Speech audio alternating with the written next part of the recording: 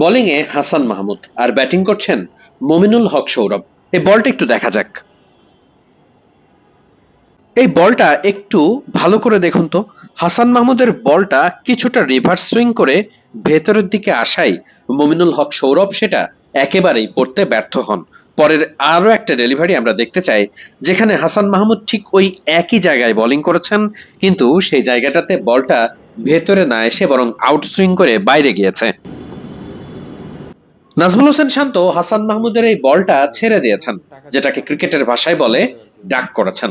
মূলত বলের এই কারিশমার জায়গায় নির্ভর করে বলটা কোন কোম্পানির, কোকাবুরা নাকি এসজি। অনেকে ডিউক বলও ব্যবহার করে থাকেন। পাকিস্তানে যে বল বাংলাদেশ দল ব্যবহার করেছিল, অর্থাৎ যে বলে বাংলাদেশ পাকিস্তান টেস্ট সিরিজের খেলা হয়েছিল, ভারত সিরিজে সেটির ব্যতিক্রম হতে যাচ্ছে। অর্থাৎ ভারত সিরিজে ব্যবহার হবে এসজি বল, যে বলটা বরং নতুন বলে ব্যাটসম্যানদের জন্য সহায়ক থাকে। পুরাতন যত হবে ততই রিভার্স সুইং এর সম্ভাবনা বাড়বে আর বোলারদেরও চান্সেস বাড়বে। লিটন কুমার দাস প্রেস কনফারেন্সে এসেও সে কথাই বলেছেন। আমি যেটা বললাম ভাই, ইন্ডিয়া সিরিজ আমাদের জন্য চ্যালেঞ্জিং হবে। প্রিপারেশন বলতে আমরা এখানে যতটুকু পারতেছি আমাদের মেন বোলারদের বলই ফেস করতেছি আমরা। কিছুটা ডিফিকাল্টি তো আছে, কারণ কোকাবুরা বলে যে বেসিক যে জিনিসটা সেটা হচ্ছে নতুন বলটা একটু ডিফিকাল্ট, পুরাতন বলটা খেলাটা ইজি। বাট এসজি বলে নতুন বলটা একটু ইজি, পুরাতন বলটা খেলাটা ডিফিকাল্ট। সো আমরা প্র্যাকটিস করতেছি, দেখা যাক এখন কি।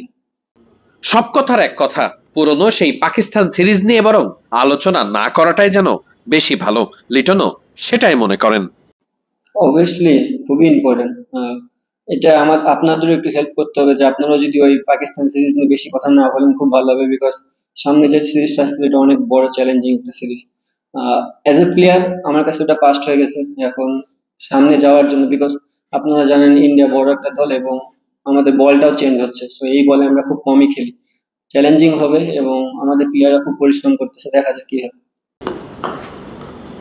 টেস্টে প্রতি সেশনে বদলে যায় রং। ভারতের বিপক্ষে দারুণ কিছু করতে হলে সেশন বাই সেশন জেতা ছাড়া কোনোই বিকল্প নেই বাংলাদেশের হাতে। লিটন কুমার দাস প্রেস কনফারেন্সেও বলেছেন সেটির কথা। ভালো পয়েন্ট বলেছেন, এটা আমাদের আসলে প্লেয়ারদের ফোকাস করা উচিত। কারণ টেস্ট ক্রিকেটে সেশন যেহেতু জিততে হয়, প্রত্যেকটা সেশন অনেক ইম্পর্টেন্ট।